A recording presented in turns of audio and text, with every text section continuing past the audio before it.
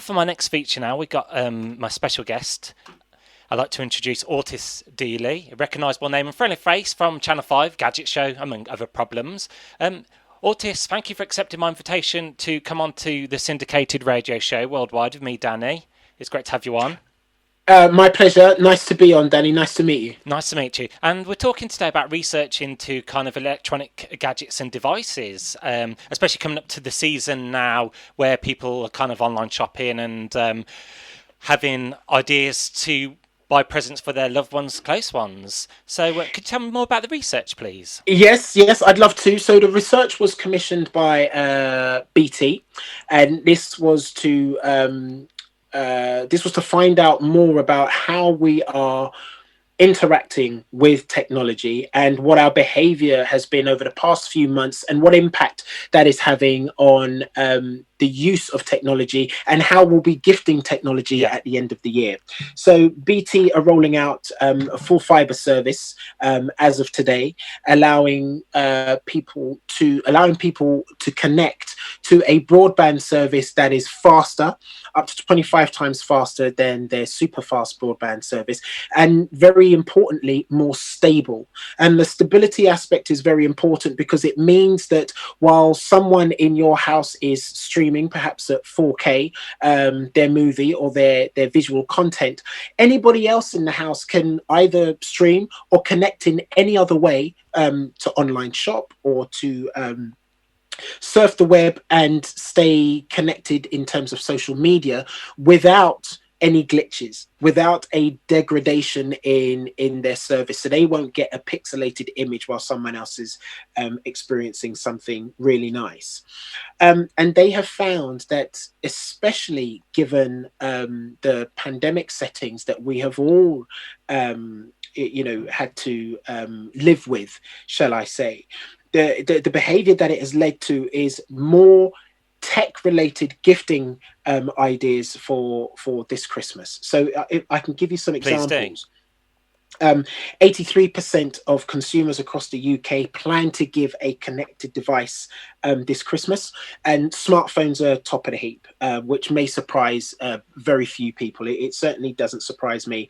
36% of people are saying that they are going to gift a smartphone this year. Games consoles, again, no surprise, come in second at 33%, followed by tablets at 29, laptops at 26, TVs at 25%. So that one sort of surprised me a little bit. A quarter of households across the UK will be gifting or will be receiving TVs this year, and smart speakers bring up the rear Yeah. at 19%. So if you want an idea as to what to gift that special person or those special people in your life, I have just given you access. Thank you for clearing that up. I've got a little list here of kind of electronic devices which are kind of popular in my view. We've got like the Oral-B electric toothbrush for people not being able to get to the dentist. That's a perfect gift. The electric B toothbrush at the moment. Got portable travel camcorders, Sonos home stereo speakers. Yep. Also, the mini Apple Echo Dots with the clock, and Marshall Major Ivy headphones, perfect for the gamers.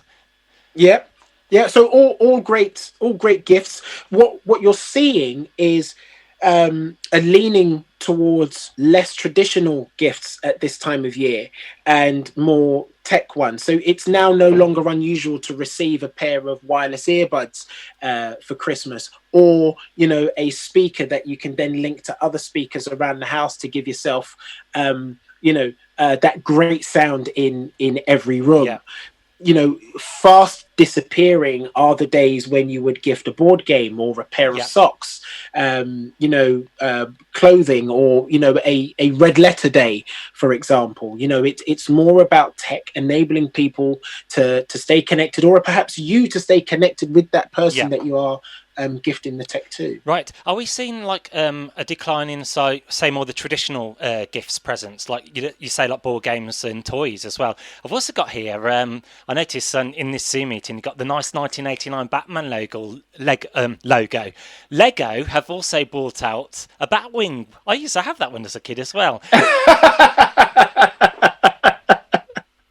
I'm a big fan of Lego actually, and again with you know some traditional toys are here to stay, but what Lego have done, which is really smart and keeps the Lego brand in the forefront of people's minds, especially when gifting, is they have moved with the times as well. So they have a very strong relationship with Warner Brothers Studios. Yeah. So they release animated Lego movies. They release a number of them every year, and they are allowed access to superheroes, for example, both DC and Marvel, which is a great relationship to have, because those are, Marvel and DC are huge rivals in terms of comic books and movies. And they also now have Lego setups which use augmented reality to have a more involved experience with the buildings that you have created,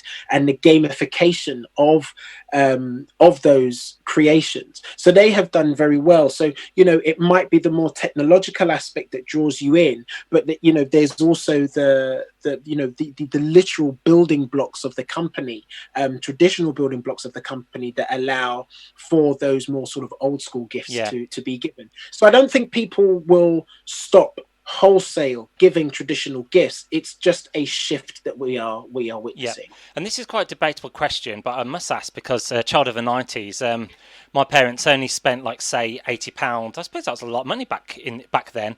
But how much should parents kind of spend on their children, roughly? Or should it be down to common sense on their judgment? I mean, look, it's like you say, we have gone from sort of relatively affordable games consoles and or computers at home to ones which now cost £400-500. I guess any responsible parent will look at what it is they can afford to give. So I don't really have any advice in terms of finance, other than don't try your best not to get in over your head. Yes, your child may desire it, want it. You may even want it yourself. But if you can't, if you can't afford it, look at ways to save towards it, or look at ways that make paying for it affordable. And again, a good old fashioned board game with the whole family. That, to me, as a child of the late 70s and 80s, is still priceless. Getting everybody around together to poke fun at each other over a board game, whether it be categories or Pictionary or Monopoly or Mousetrap. Any one of those games still bring a small household or a small number of households together very nicely. Well explained. And just briefly touching on refunds, what if the customer's unhappy with an unwanted present? What are their kind of rights in returning? You still have a lot of rights with regards to gifts that you don't want, especially if they are unused or unopened.